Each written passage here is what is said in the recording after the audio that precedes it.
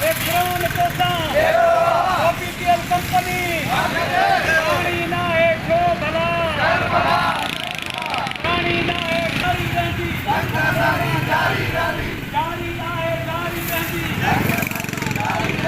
जैसी रात अंधारी रहती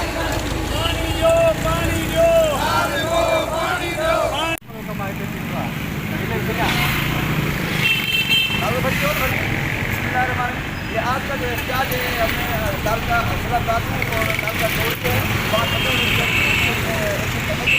जहाँ वो और अब लोग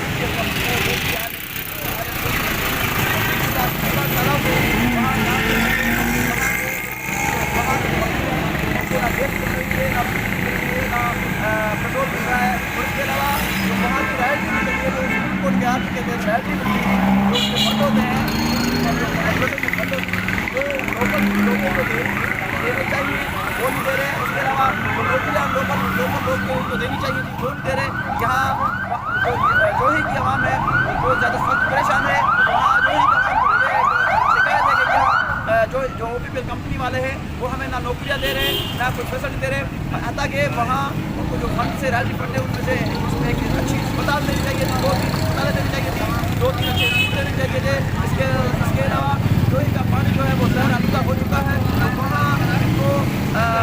RO प्लांट देने चाहिए, वाटर सप्लाई का पानी देना चाहिए। और उसके अलावा जो जहरीली जो गैसें वहाँ से निकल रही हैं ऑयल और गैस की निकालने की वजह से उनसे लोग जो बीमार हो रहे हैं जो है इसकी जिसम की बीमारियाँ हो रही हैं और उसकी चमड़े की बीमारियाँ हो रही हैं वो इंतहाई जो ख़तरनाक हैं। और हमारे जो वहाँ जोही की आवाम है उनके साथ शदीद जो है नाइंसाफ़ी की जा रही है। हम सुप्रीम कोर्ट ऑफ पाकिस्तान के चीफ जस्टिस साहब को और उसके अलावा अहमद शेख साहब है जस्टिस हाई कोर्ट सिंध के उनको और उसके अलावा इमरान खान वज़ीर आज़म साहब को सदर प्रेसिडेंट साहब को हम कहना चाहते हैं खुदारा ये जोही की आवाम के साथ जो खेला जा रहा है ये हद के जो सैयद मुराद साहब को ये हद के जो MPA है MNA है और उसके अलावा DC है AC है उनकी वजह से जो करप्शन हो रही है और ये जो जाली बनाकर लोगों को आवाम को बेवकूफ़ बनाकर ये पैसे की इस्तेमाल कर रहे हैं इसके खिलाफ एक्शन किया जाए और जोही की आवाम के साथ इंसाफ किया जाए। और ये जिला बराबर ये करप्शन है इतनी करप्शन की जा रही है कोई एक काम नहीं हुआ। ये सिर्फ खानापुरी की जाती है DC और MNA हद के जो MP हैं MNA हैं दादू के और जोही के जो MP MNA उनकी वजह से सिर्फ ये बात कोई खानापुरी की जाती है कोई काम नहीं हो रहा। तो हमारा जोही की आवाम का ये मुतालबा है कि खुदा इंसाफ किया जाए और इनके खिलाफ एक्शन लेकर जो को एक्शन लें ताकि आवाम को जो है इसका फायदा पहुँचे। मेहरबानी।